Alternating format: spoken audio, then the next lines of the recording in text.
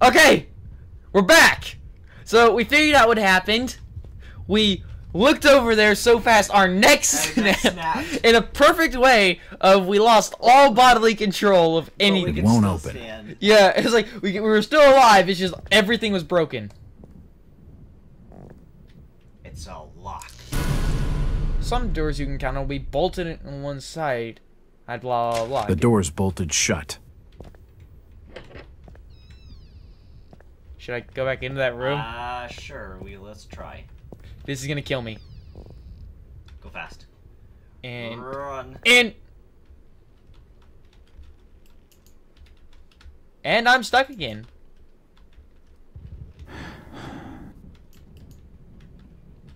Hold on.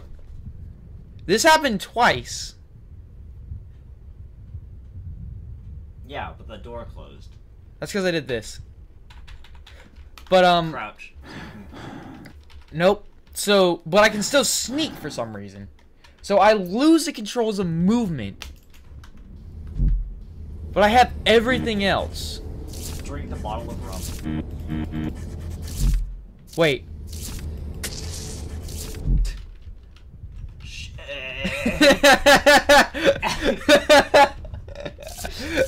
Hey, I had to try something. Okay. I think that this part of the game is broken. But what if it's important? I know, right? Okay, so I'm just waiting for like the constable or something. Oh, that's like infinite. What's morphine used for? Morphine's used for like painkiller, right? Painkiller. Big painkiller. I don't want to stare at this dead lady forever. Does it look like It's just he's tilting back and forth. it looks like she's slowly spinning. Let me move, game! Okay, we're loading. At least it didn't... Did we have to...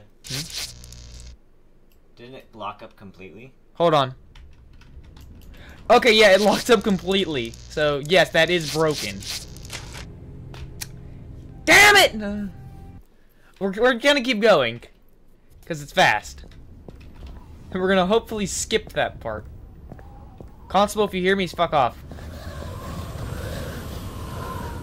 I thought it was him growling at me. I just like shit myself like. God, fuck off. Constable smash. Okay. Don't fuck with the constables. Don't fuck with the fishmen. Are we gonna... Okay, if this breaks one more time, like, if we can't progress, I'm fucking looking for some sort of patch on the internet. Because... I mean, we just try to go around it. You don't need it. Hopefully we won't need it. Hopefully we don't need it. And it's like, the door won't budge. Well... Fuck it. That's the end of the game. You bought this for like... There's a bottle of bootleg $10 rum and a wooden handle. This is the game. Fuck you. Fuck you. In the game's defense, it technically did warn us that the game was buggy. Yes, it half warned us that if anything goes wrong, it's Cthulhu's fault. Like, your controls might... And your audio shit might fuck up. That your controls might... Fuck up. Might change. But it's Cthulhu. It's not the game's fault, it's Cthulhu. It's by design. By design. By design, this game is... Whoever's Shit. down there, you can... I thought it was like the music was gonna blast me. It's like, but I don't know if that's actually... I don't know. Wait, maybe the controls did get like changed somehow. But that shouldn't have been because I lost all control. No matter what, like because I did have to It's gotta have some exit clues. out of the game. Okay, we'll read that as soon as we find a save point. So There are some issues of the Innsmouth Courier line here, and they're dated 1846. I like how this is an actual detective game too, mixed with this sort of really horrible thing. So it's kind of like Amnesia in the fact that it's like you have to like make your way through these horrible environments with everything going on, but you also have to figure out what's going on as well. So fuck you. I don't need anything else. Door of neck snap. The door of neck snapping. Just instant paralyzation. The door's bolted shut. Then unbolt it, dumbass. And I'm... We're back at the save point. Yep. Save it. Jack? Fuck! Do I know you? Lucas Mackey. Sorry to startle you. Innsmouth doesn't get a lot of visitors. Bitch. New names spread fast. What are you doing in This guy town, seems Jack? normal until you look at his pointy Hear pointy about the teeth. missing Burnham boy? Not bad. I'm a private detective. My client's a friend of the Burnhams. Seen the latest press from Arkham? Your boy's been quite busy. What about you, Mackie? You're obviously not a local. What's your Mackie. business in town? True enough, Jack. Nothing too exciting, I'm sorry to say. I'm a government pointy factory teeth, though, like a inspector. fish. They posted me in this rotten hole to check over the old Marsh refinery. Speaking of which, I've got an appointment with the manager, Jacob Marsh. Okay. Maybe I'll catch you later.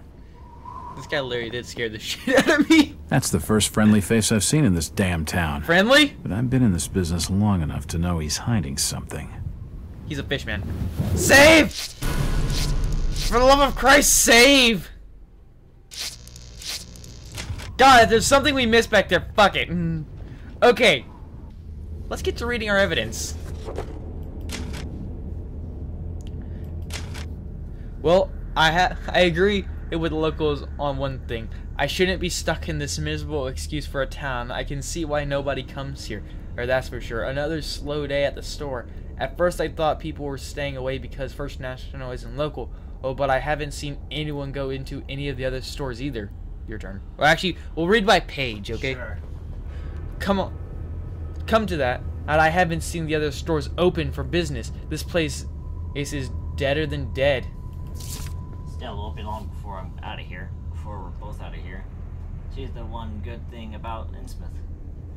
We bust out of all midweight safe, take a car, and go to New York City. Bright lights, nightlife, and everything. I'll show her all of it. So he was planning on being an asshole. Wait, I can read all this stuff. Enlightened or doped up inside at Boston's strangest church. Those of our readers who live near its headquarters in an ordinary-looking Boston residence would need no introduction to the Fellowship of the Yith, or whatever the cult's name is. That's our character saying that.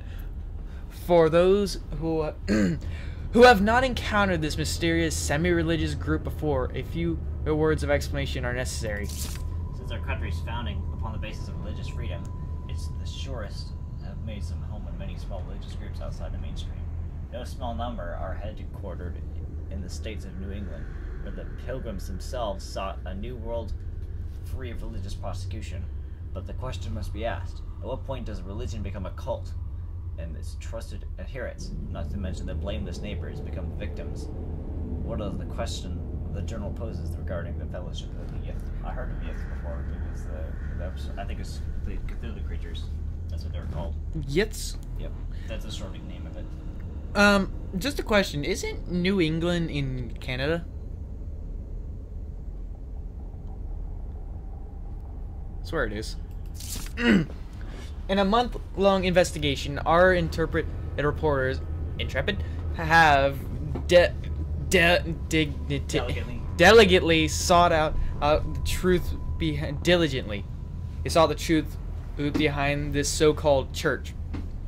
Its origins are somewhat mysterious, the more so since the group's leaders declined to be interviewed or to assist our investigation in any way. However, it seems that the fellowship was founded more than 20 years ago by one Victor Holt, based on a revelation he had received from beyond that confirms of this world. Well, it had not been seen for almost 60 years. His followers apparently believe that he is communing with the mysterious powers behind this faith, and he is shortly to return with the new insights and teachings. All this sounds harmless, eccentric, spiritual group, a little different from many others. However, those who make their homes near the Fellowship's headquarters tell a different, more sinister story. Okay, so the whole thing about the Cthulhu cult is supposed to be there's always it's there. It's been there since the beginning of time, and it's always will be. So, it's more than 20 years. By the way, 1909. So, lots of money, I guess, for $1. The adherent of this obscure sector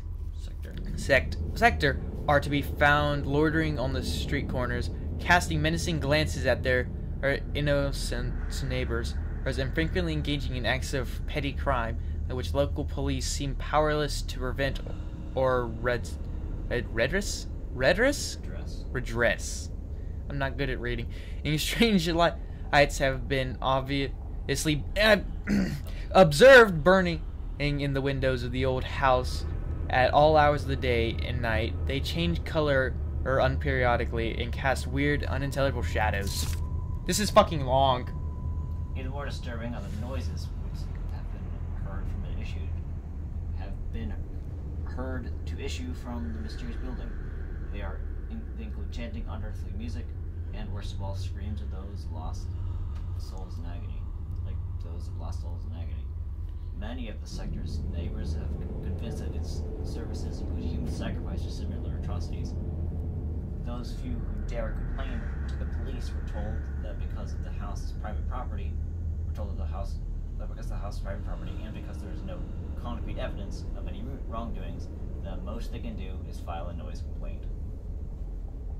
Well, actually, if you do believe someone is in danger, you do have the right to go onto the premises. So if you hear someone screaming like they're being dead, you can bust down that door and go right into that house and search it for a human being who might be in trouble. But you're not allowed to search for anything else. You're only allowed to search for a human being that might be in trouble. That's the law. I should know. I'm a cop trainee. Are the horrors of Salem being reenacted in our town more than 2 centuries? Oh, is this fellowship of Yith engaging in unspeakable and criminal acts of worship involving torture and sacrifice? Probably.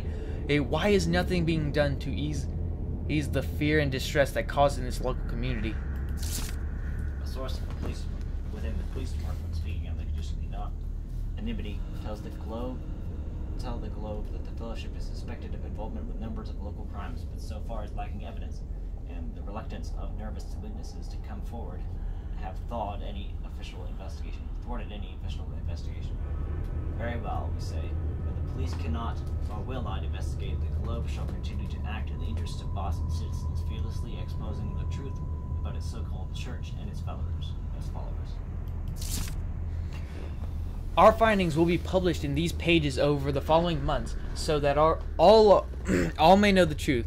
Editor's note: it is with great sorrow that the Globe announced the death of reporter Howard Alderston, and who was leading the paper's investigation into the Fellowship of Yig.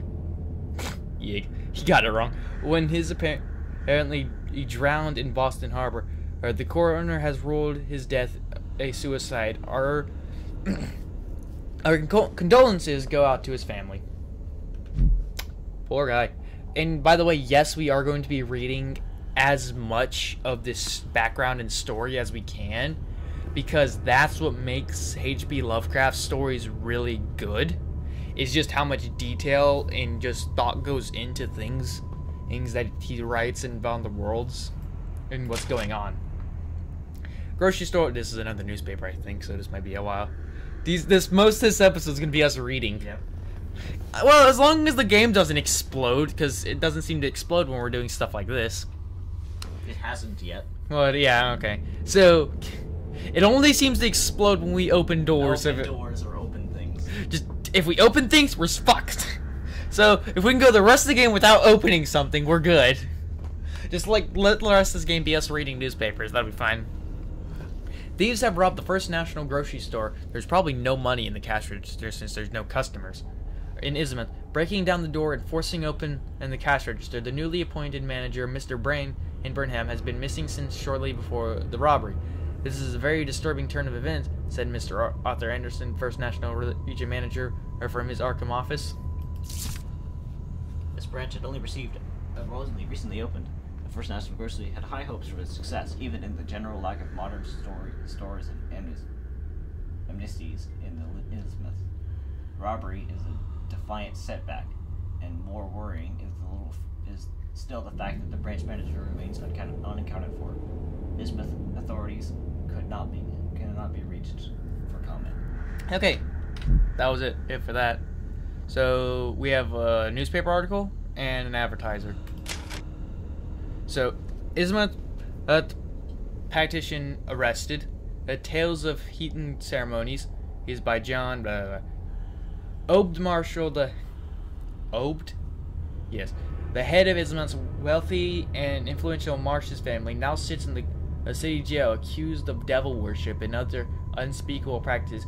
You cannot be arrested for devil worship unless you are killing people or doing something illegal. But just worshiping the devil, you cannot be arrested for. This isn't our time, so it's June 1846. We don't know. 1846, yes, you will be arrested for worshiping the devil. So if you live in 1846, don't worship the devil unless you want to get arrested. The stupidity there. This whole community is left in a state of shock by the horrifying revelation that accompanied the arrest. Readers will no doubt be aware of the deep reservations expressed by the Courier's editorship and other decent citizens concerned as a bare order of Dagon, which was founded by Captain Marsh after his return from the South Seas and is said to be based upon a primitive religion that he encountered among the uneducated natives of certain distant Pacific islands. That's referring back to one of the stories, Dagon. The captain's arrest seemed to lend strength to those suspicions, and the full investigation is expected to unearth more. So yeah, that's referring to the whole Dagon story, which I recommend reading the story, not watching the movie, because apparently the movie was complete and utter shit. Well, apparently people love the movie, but it has nothing to do with the story, like except for like the premises. So, Ismith robbery, missing manager accused. It was in yesterday's edition. We reported on a burglary at the recently opened First National grocery store in Ismith. The case took a new turn today. He has authorities in the town named Brian Burnham, the store's manager, as a suspect in the case. Burnham has not been seen since the robbery and is thought to be at least in the area. It is a very straightforward. Oh, it's your turn. Said the Chief Constable, Andrew Martin, in response to the inquiries of the advisory. This young man simply robbed his employer and fled. I imagine he's out in the country now, if not the state. The Chief Constable dismissed the concern, especially by First National Regional Manager, Mr. Arthur Anderson, that Burnham may have been kidnapped or injured. I think they're just saying, he is a stranger. Now, fuck off. Yeah, but I like how they said he's out of the country, of the county now. I thought, for a second there, I read that as country. I'm like, he ran out of the country? Really? For robbing us, he robbed a grocery store and left the country. I think he's just saying that to be like, in a way to get people to get away from the place. Okay, so I'm gonna save just so it marks that we have done those. And do you think we should end the episode here? Sure. Okay, so that was a reading episode. Before another episode gets killed. Yeah, before I have to edit together more shit.